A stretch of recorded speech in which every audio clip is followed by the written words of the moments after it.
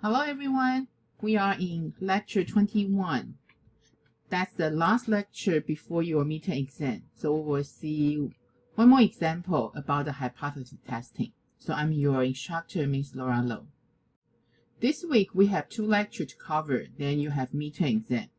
To help you have more time to prepare for the midterm exam, we will also have the third lecture. Actually, we don't include any new stuff. We just do the midterm review. And after week 8, so all the lecture you can see from lecture 1 to lecture 21 will be in your midterm exam. So the midterm exam will be Monday on week 9. So over the weekend, you guys can still work on the midterm worksheet, discuss with your classmates, and do more practice. Okay, so let's talk about our lecture 21. So more on the hypothesis testing. So we have one more example. Remember, in the lecture page, I already told you, please, before you watch the video, discuss with your classmates. So that's the problem we want to work together. But also, I want you to discuss with the classmate first before seeing the demonstration. So in this discussion question, that's as the manufacturer of super soda, they're running a taste test. So in this observation test, we have 20 people, 20 testers. Then the result, we have 91 out of the 200 testers prefer super soda over its rival. So that's the question. They want to know, do fewer people prefer super soda than its rival, or is it just a chance? So that's our question, because in your observed data, since we have 100 testers, so half of that will be 100. So here in the observed data, we have 91, kind of less than 50% people prefer the super soda. So that's why they have the question. So it's really the fewer people prefer super soda than its rival. Or, since we understand the probability, we understand the random selection, or it's just a chance. Okay, so one thing is, in the lecture page, so I also help you to prepare for your hypothesis testing, right? So that's why here we have the question here from the super soda taste test. So we need to do the hypothesis testing. So remember, in the hypothesis testing, we always need to create 2 viewpoints. So the first one is a null hypothesis. The second one is the alternative hypothesis. So the first thing, make sure you write down what your null hypothesis and alternative hypothesis. So then after you see the question, then think about what is the statistic. What is the statistic we will use? We call that the test statistic. So once you decide your test statistic, of course, we need to do our simulation, right? So after you have your simulation, then you will have your empirical data compared with our observed data. So then the p-value, how should we calculate the p-value? Actually, according to the empirical result, simulation result, your p-value, remember that is a tail area. So should we calculate the left tail or the right tail? Okay, so I assume you watched the video, you already talked to your classmate or peer. If you didn't, you still have the chance to pause the video before moving forward. That's very important. You think this question by yourself or discuss with your classmates, because you can see in midterm exam, the hypothesis testing is a big portion of that. Okay, so then if you're not, make sure you pause the video before you see the answer. Okay, so let's continue to see how should we write our hypothesis testing. So since the question is the X, do fewer people prefer super soda than its rival, or it's just chance? So no hypothesis, usually we just say, actually, no matter is prefers super soda or a rival, these 2 groups, actually, they don't have any difference. So that's me. in the population, people have the chance to like super soda and its arrival is similar, is the same. Okay, so that's our null hypothesis. So alternative hypothesis always is kind of like against our null hypothesis, right? And also how you write alternative hypothesis is see the question. Since the question is, say, do they have fewer people prefer? Okay, so that's why in the null hypothesis, we just say the population, the individual like super soda or the rival doesn't have any difference. So then in alternative, we will say, yeah, fewer people like super soda than the rival. Okay, so that's our hypothesis testing, the two viewpoints.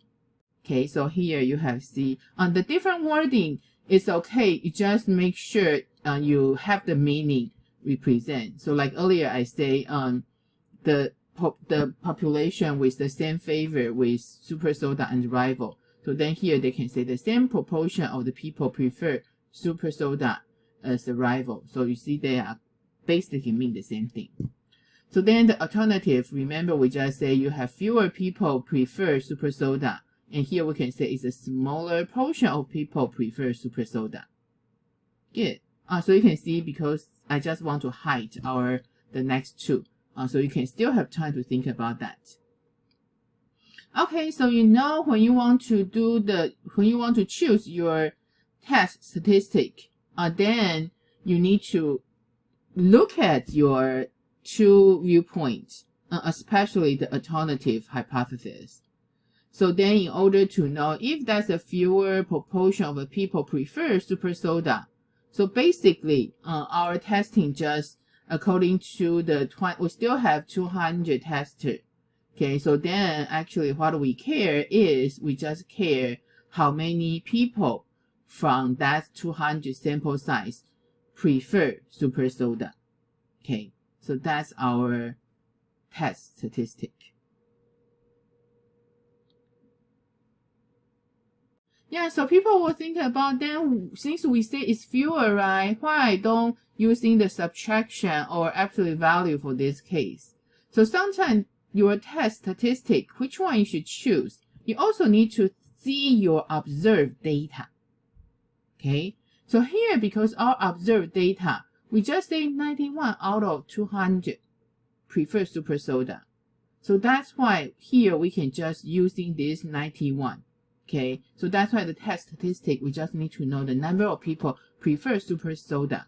So then when we run the simulation, we just have empirical distribution according to how many people like the super soda. Then we just plot the 91 to compare, to calculate the p-value. So that's why in this case, right, if you want, you can say, oh, 91 and the difference you using the rival is 109. You want to find the difference, but kind of not have really important meaning on that. So sometimes if we can just direct to use our observed data, then think about as the test statistic data, maybe you just direct to use that, unless they didn't give you clear direction on that. Okay, so here with our test statistic, we just choose, we just do our simulation. Our sample size still 200, so we see how many number prefer super soda. Okay, so then after you draw your simulation, remember we need to do our simulation many times. Then we have our empirical distribution. So this one actually later we see our demo will be more clear. Because we see here the most important thing, because we are looking for, we think about the hypothesis is fewer people or a smaller proportion. So then we look at the p-value, we calculate the left side, the left tail of the area. Okay, so make sure you understand that, then we can do our demonstration. Okay, so here you see our lecture 21. Of course, we have some library we need to include. So earlier we say, right, we want to get the super soda. So each time the simulation, basically we just redo this kind of the selection. So we have 200 people. Then we just let them to choose either super soda or arrival. So this one actually we can just write like that, right? So you just have a random choice. Then tell me your distribution. Okay, so then the sample size. So then you see after you done, they just give you an array for the choice for this 200. Okay, so you see every time when you run, they just being different. Okay, they just being different.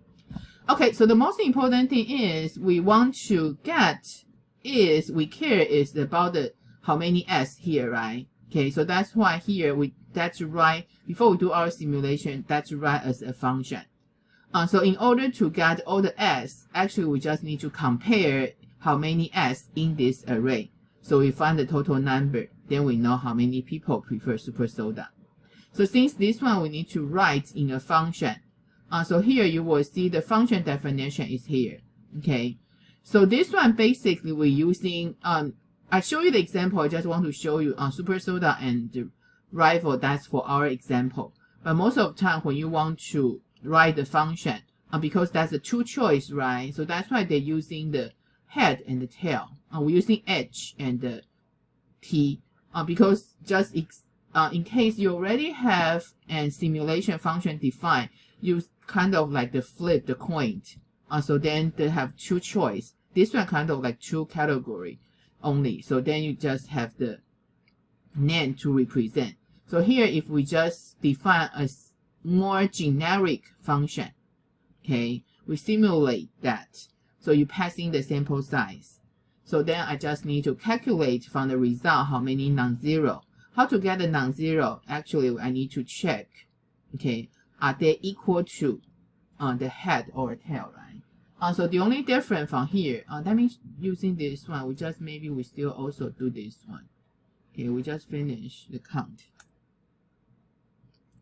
Okay, so the same thing for this example, we want to check, are they equal to S?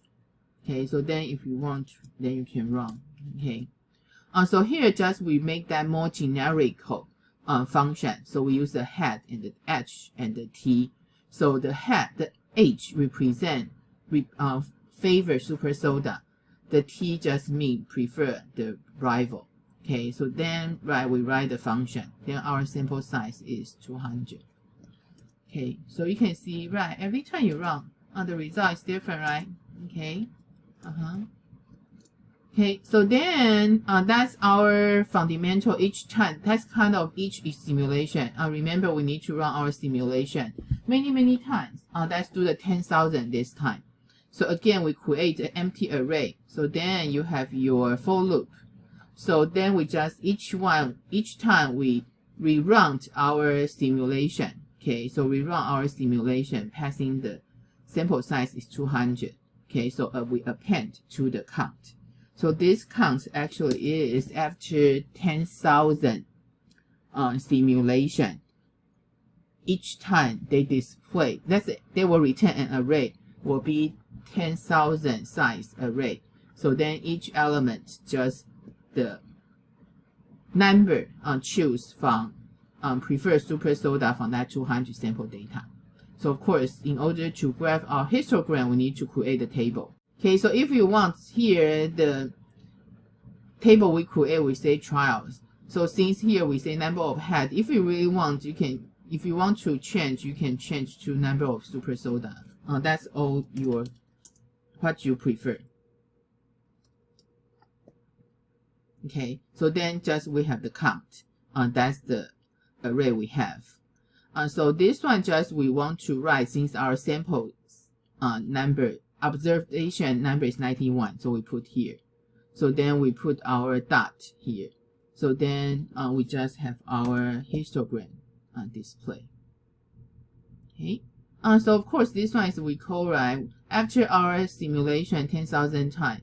So then here that's a 91. So the most important thing, we want to reject the null hypothesis or do not reject the null hypothesis. We need to know the tail size. So that's our p-value we want to looking for. So here is like our discussion question. We say because that's the fewer, so that's the left size. in order to calculate the p-value, right, we just need to know all the number here is less than 91. So how many of them divide by total is 200. Okay, so that's the count, okay, of your count size length. Okay, so then, oh no, sorry, it's the simulation times. So then we just see the non-zero number for that. Okay, so you can see here actually it's 11.45%. So how should we make our conclusion? Okay, so I will continue with the next video.